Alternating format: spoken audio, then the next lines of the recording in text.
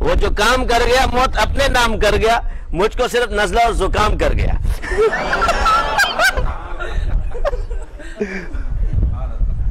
کیا کر گیا؟ جو وہ کام کر گیا موت اپنے نام کر گیا اور مجھ کو صرف نزلہ اور زکام کر گیا۔ پڑے پڑے شعر بن گیا۔ تو یہ کرامات اس سلسلے کی ہے،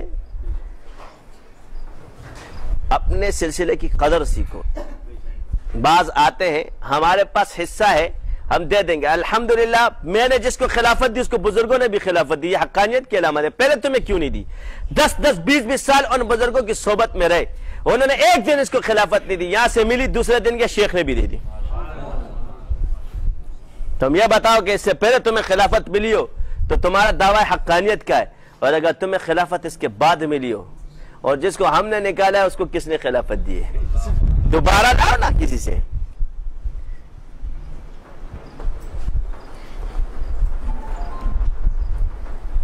ابھی بہت دور ہو، پیون لگے کپڑے پہنتے تھے صحابہ، اور کوئی خوبصورت کپڑے پہنتا تھا، جمال کو پسند کرتا تھا، ان کو دیکھ کے لوگ دیوانے ہو جاتے تھے، پروانے ہو جاتے تھے۔ آج کل کیا کہتے؟ اس آیت کی تفسیر کیا؟ جو اللہ کے بندے کو دیکھ لو اس کو اللہ یاد آ جائے، یہ سمجھتے کہ چہرے کو دیکھ کے یاد آ جائے۔ حضور کا چہرہ دیکھ کے ان کو اللہ یاد نہیں آیا، اس کو سے الفاظ کیا استعمال کرتے؟ اللہ کو تو ہی ملا تھا۔ اس سے مراد ہے پرکھ کر، دیکھ کر جسے اللہ یاد آئے، یعنی دیکھ کر کیا؟ پرکھ کر اس کی صحبت میں جو اللہ اللہ کرنے والا شروع ہو جائے اور اس سے پھر اللہ اللہ نہ بھولے۔ اور یہاں کے بیمار جتنا ذکر کرتے ہیں نا، تم نے اتنا ذکر نہیں کیا ہے، یہ میرے سلسلے میں آئے تھے دے دیے۔ ہمارے یہاں سیکھنے کا طریقہ اچھا ہے، تم لوگ پاگل ہو، زیادہ باتیں مت کرو۔ بول بیٹھ ادھر، سامنے مریض بیٹا، پھونک مار دے، دیکھتے کس کے پھونک سے صحیح ہوتا ہے۔ ہم مرض بھی جانتے ہیں اور مکر بھی جانتے ہیں۔ کیا جانتے ہیں؟ اور یہ حال انسان پر آتا ہے، جب تھوڑا تھوڑا آتا ہے تم یہ بتا دو کہ نفس کی شرارت کب شروع ہوتی ہے؟ جب وہ شیخ کی برابری شروع کر دے، بلکہ اس سے برتری۔ جب نفس کی برابری کیا ہوگی؟ شرارت شروع ہوگی جب تو شیخ سے اپنے آپ کو بہتر سمجھنا شروع کر دے، جس کا تو ماتحت ہے اس سے اپنے آپ کو افضل کہنا شروع کر دے۔ اس کو کہتے ہیں شرارت نفس۔ یہ شیطان کی شرارت نہیں ہے، کیونکہ شیطان کو خود یہ شرارت آئی تھی، اس لیے تو تباہ ہوا ہے۔ یہ الزام اس پہ مت لگانا۔ شیطان تمہیں بدگمان کرے گا اور نفس تمہیں بڑا کرے گا۔ آج تک یہ لکھ کے دیتا ہوں کہ یہ آج تک تم نے کہیں بھی نہیں پڑھا ہوگا کہ شیطان کی شرارت کیا اور نفس کی شرارت کیا ہے۔ شیطان کی شرارت یہ کہ وہ تمہیں بدگمان کرے گا، وسواس ڈالے گا، اور نفس کی شرارت کیا ہے؟ تم میں بڑائی پیدا کرے گا۔ تو آپ کہو گے کہ یہ کیسے؟ تو شیطان سے پہلے شیطان تھا، تو اسی نے تو جس کا ماتحت تھا آدم علیہ السلام کو، اس سے اپنے آپ کو بڑا سمجھا۔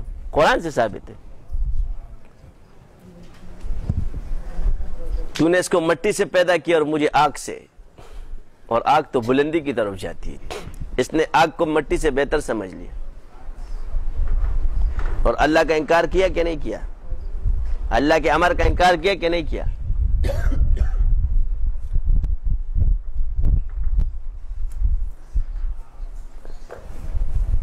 تو اس لیے میرے بھائیوں اور دوستوں، اپنے سلسلے کی قدر سیکھو۔ کسی کی باتوں میں آنے سے پہلے مشائخ سے رابطہ رکھو، کم سے کم کسی کے گھر میں اگر نیٹ پہ بیانات سن لیا کرو، جو شیخ کے بیانات سنتا ہو اس سے اعلیٰ اس کو بھی کوئی نہیں ہرا سکتا۔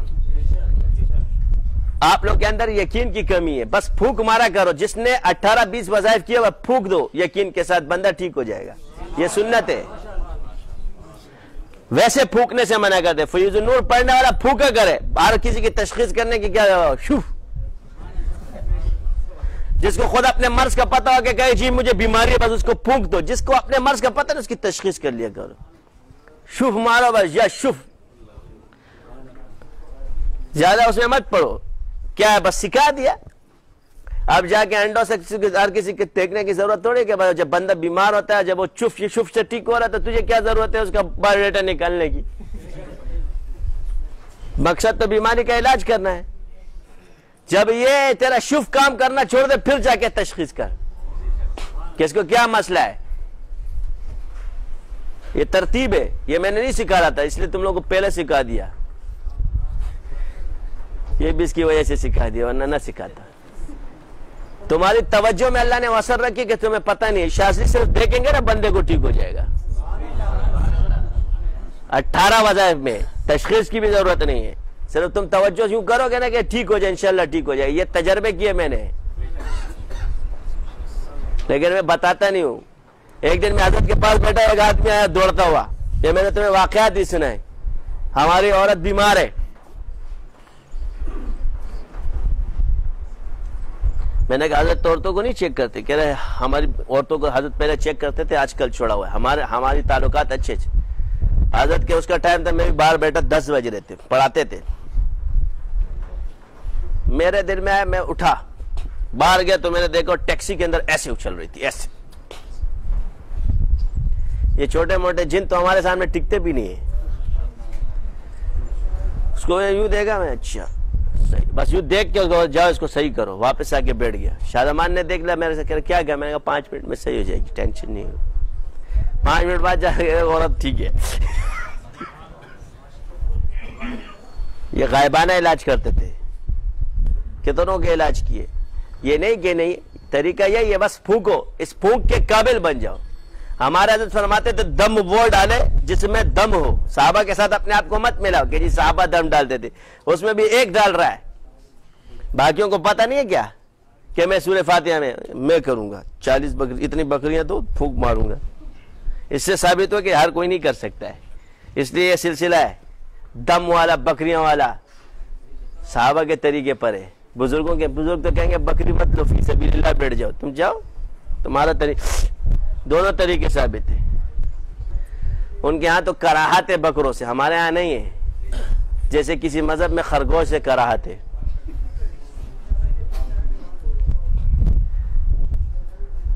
حضرت نانوتی رحمت اللہ علیہ ایک دن خرگوش کھا رہے تھے، تو کھاتے کھاتے انہوں نے وہاں پہ سامنے کتا تھا، تو ایک مذہب جو ہے نا ان میں یہ بہت ممنوع ہے، وہ ساتھ بیٹھے تھے، کہہ رہے حضرت آپ وہ کھاتے جو کتے نہیں کھاتے، یہ کتے نہیں کھاتے، انسانوں کی کھانے کی چیز۔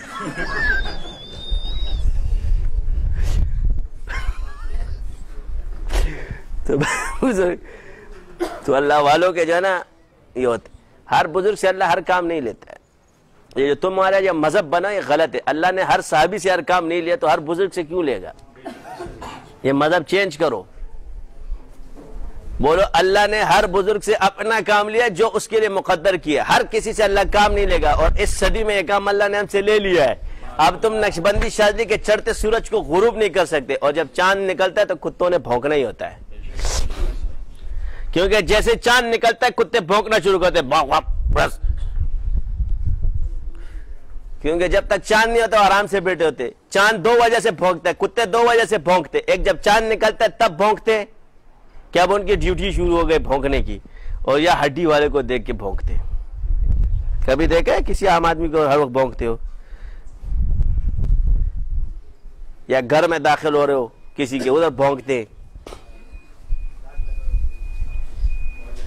یا ہڈی والے کے پیچھے کتے کیوں بھونکتے ہیں؟ اس لیے کہ ہڈی چنتے، ان کی ہڈیاں ختم ہو رہی ہے، اس لیے آگے جو ہے نا اپنے اور شو شروع کر رہے ہیں۔ اللہ پر ایمان تھوڑی ہے، رزق پر ہے کہ یہاں سے مجھے روٹی ملے گی۔ مخلوق پر بھروسہ رکھا ہوا ہے تو تمہارا ایمان کہاں ہے؟ جیسے ایک دکاندار آئے گا، دوسرا اپنے کاروبار کی وجہ سے فیل ہوگا، میرے پڑوس والے نے میرے پہ جادو کرا ہے، تیرا دکان خالی ہے، تیرا پڑوس والے اس نے بولا تیرا سامان کھا جائے، تیرا اس نے تیرے پہ جادو کرایا، سارا دن یہی سوچتا رہے گا میرے پہ، اپنے اعمال کو نہیں دیکھیں گے، اس کو جادو کرایا ہے۔ گناہ چھوڑو، اور ایک سب سے بڑا گناہ جو تم لوگوں نے نہیں کیا، اور وہ یہی ہے کہ یہ بھی طریقہ سیکھنا لازم تھا، آپ لوگوں نے نہیں سیکھا۔ اور جب انسان ذکر کرتا ہے تو ذاکر پر بھی بیماری آتی ہے، مجاہدے ہوتے ہیں، اور جو دوران مراحل بیماریاں آتی ہے تو یہ اس کے درجات کی بلندی کا باعث ہوتی ہے۔ بیماری دو قسم کی، ایک گناہ کو جڑواتی ہے، اگر وہ گناہگار ہے تو اس کے گناہ جڑتے، اور اگر وہ نیکوکار ہے تو اس کے درجات بلند ہوتے ہیں۔ یعنی توبہ کے دو قسمیں، ایک انبیاء نے جو توبہ کیا تو ان کی درجات کی بلندی کا باعث تھا، کیونکہ نبی معصوم ہوتا ہے، اور ہم جو توبہ کرتے ہیں ہمارے گناہ معاف ہوتے ہیں۔ تو انسان کو تو ہر حال میں اپنے آپ کو گناہگار سمجھنا چاہیے، یہ اپنے آپ کو جو نیکوکار سمجھتا ہے یہی تو بربادی ہے۔ جس کو دیکھو میں نماز پڑھتا ہوں، میں یہ کرتا ہوں، میں وہ کرتا ہوں، جیسے حضور نماز نہیں پڑھتے تھے۔ تمہاری نماز صحابہ سے نعوذ باللہ افضل ہے؟ یہ جاہلانہ عقیدہ ختم کرو، پھر تو تمہیں بخار بھی نہیں ہونا چاہیے، کوئی بیماری نہیں ہونا چاہیے، پھر تمہیں بلڈ پریشر اور شوگر کے مرض پہ ان کو اعتراض نہیں ہے۔ اس وقت یہ نہیں کہیں گے کہ ہم نماز پڑھتے ہیں، لیکن جہاں جادو آ جائے گا وہاں آئیں گے اب تو نماز بھی پڑھتے ہیں۔ تو کیا یہ اللہ تعالیٰ نے جو قرآن صرف جادو کے لیے شفا رکھا ہے اور امراض کے لیے بھی رکھا ہے؟ حضور نے سورہ فاتحہ فرمایا ام الشفا، یہ نہیں فرمایا کہ شفا، ہر مرض کی شفا اس کے اندر ہے۔ وَنُنَزِّلُ مِنَ الْقُرْآنِ مَا هُوَ شِفَاءٌ وَرَحْمَةٌ لِّلْمُؤْمِنِينَ، اور ہدی و شفا سے مراد ہر مرض کی شفا ہے، صرف جادو پہ آیا کہ ان کا جن ایمان۔ اور یہ بڑے بڑے جو اپنے آپ کو دیندار کہتے ہیں، کیا کہتے ہیں؟ ان کا بھی عقیدہ ہے۔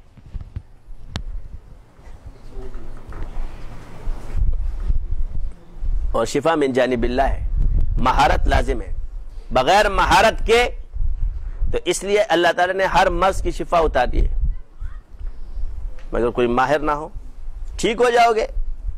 میں نے آپ کو یہی کہا ہے، اس آتش کو کیا بنانا ہے؟ سلامتی والا اللہ بنا دے گا اس ذکر کی برکت سے۔ فرق اتنا ہے بس، یہ جو آگ تیرے ارد گرد ہے جو تجھے جلا رہی ہے، پھر یہ آگ تجھے بچا رہی ہے۔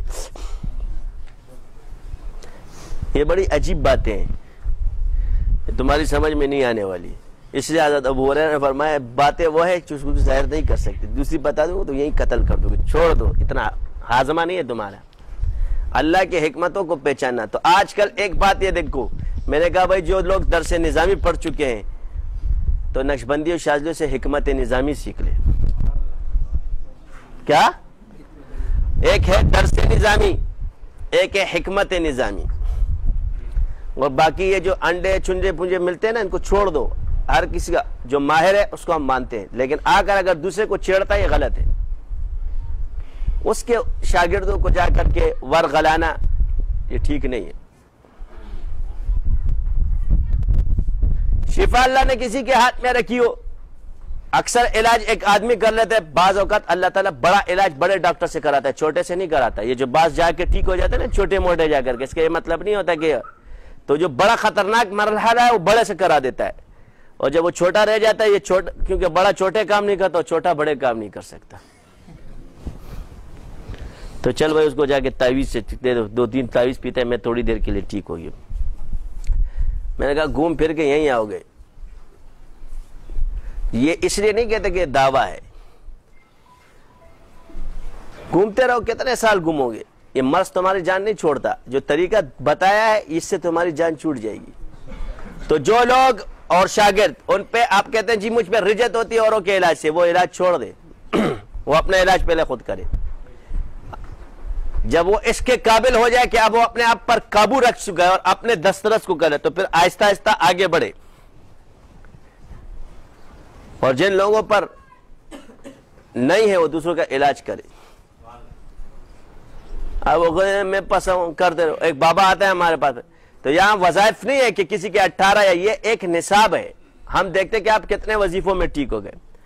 پہلے آئے گا میرے پہ اٹیک ہو رہا ہے، اٹیک ہو رہا ہے، اٹیک ہو رہا ہے، جب دم کر دیں گے خود کریں گے، جب صحیح ہو جائے گا اب گھر والوں کا علاج کروں۔ اپنا علاج کر، بس آرام سے بیٹھ، سارا دن تسبیح گھماتے رہے، بس تو ٹھیک ہو جائے گا۔ ایک علاج تو یہ ہے، ایک وہ آدمی ہے جس کا علاج کرتے ہوئے وہ دوسرے کا علاج کرتا ہے اور اس کی طبیعت سیٹ ہو جاتی ہے۔ تو جس کا فیض پھیلنا ہوگا اور وہ اپنے آپ کو بند کر کے رکھے گا، تو اس کا طریقہ ہے کہ اگر وہ دوسرے کے علاج سے ٹھیک ہو گیا تو اس کا فیض پھیلے گا، تو وہ دوسروں کی خدمت کرے۔ اور جس کا اوروں کے علاج سے طبیعت خراب ہوتی ہے اور اپنے معمولات سے اس کی طبیعت سیٹ رہتی ہے، تو وہ اس کام کے بجائے تجارت کی طرف توجہ دے، مگر ذکر اس نے کر لیا تاکہ اس کی حفاظت ہو. اب آدمی اس کو نقصان نہیں دے سکتا.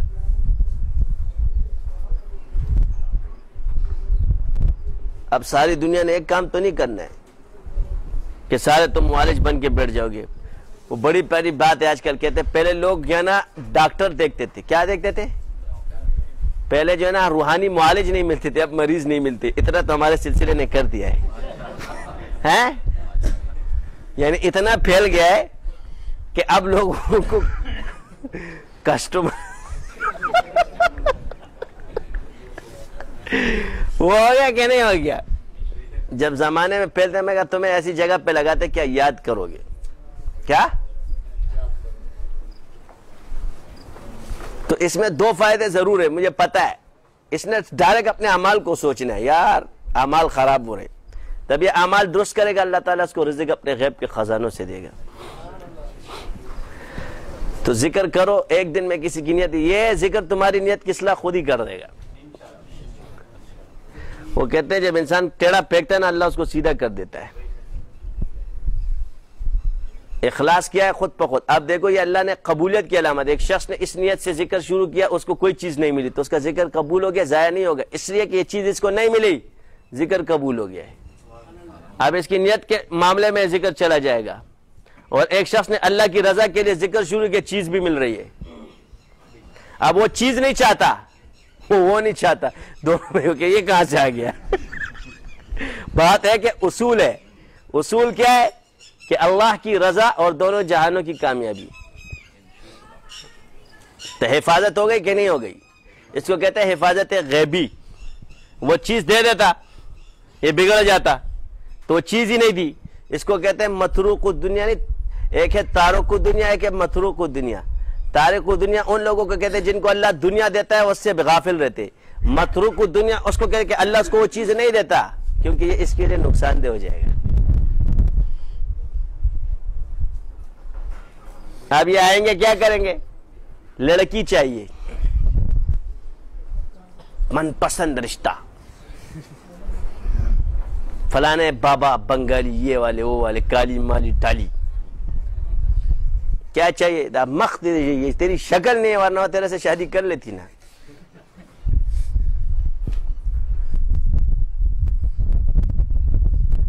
کہتے جی بنگالی. اب بابوں کے پیچھے ٹس ٹس تو گھومتا جائے گا. سب سے زیادہ اگر بابے جانتے یا عاشق جانتے. بابوں کی لسٹ پوچھو، عاشقوں سے پوچھو، مریضوں سے نہیں. جو عاشق ہوگا ایک بار تیرے پاس ایسے پوچھو تو کتنے بابوں کے پاس گیا، تجھے خود بتا دے گا کہ میں کتنے باب. پورے کراچی کے بابے یہی جانتا ہے، کونے کانچے میں بھی کہاں چھپا ہوا بھی پہنچا ہوگا. کام کا چاہیے، کچھ نہیں چاہیے، کڑی چاہیے.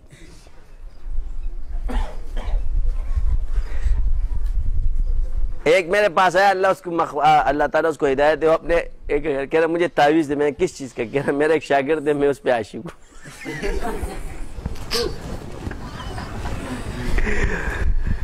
میں نے یا اللہ، کہہ رہا کیوں؟ کہہ رہا میرا غلط نیت نہیں ہے. میں نے کہا تیری غلط نیت نہیں ہے. میں نے کب کہا تیری غلط ہے؟ کہہ رہے بس وہ مجھ سے باتیں نہیں کرتا ہے. کسی اور کے چکروں میں. میں نے کہا افسوس، ایک جھانپڑ تیرے منہ پہ ٹھکانے کا ہے بس. کاش یہ سرکار مجھے اجازت دیتی اور میں اس کو ایک ایک یہاں لم لیٹ کرتا دبا دب. یہ چتر ہونا چاہیے 10 نمبر کا. اگر بنڈ پہ 2 برداشت کر لیا اس نے نا، اس وقت اس کو 6 کلمے کے ساتھ یاد آئیں گے. نعرے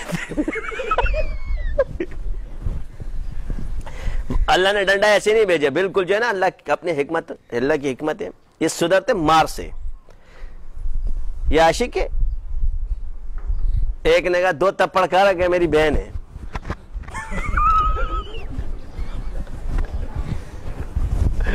ایک عاشق 7 سمندر پار بیٹھا ہوا ہے اور ڈرتے ہو. یہ عشق بہت مشکل کام ہے. تمہارا عشق جو ہے تعویذوں والا ہے. کسی طرح تعویذ سے پھنس جائے، گھروں میں بربادیاں لانے والا. تم کس طرح کے محبوب ہو؟ وہ کہتے ہیں جو کسی سے محبت کرتا ہے اس کی راحت کی پرواہ کرتا ہے، اس کو تکلیف تھوڑی دیتا ہے. تم جاتے ہو ڈزا ڈزا ڈزا ڈزا تعویذ پھینک پھینک کے اس کا پورا خاندان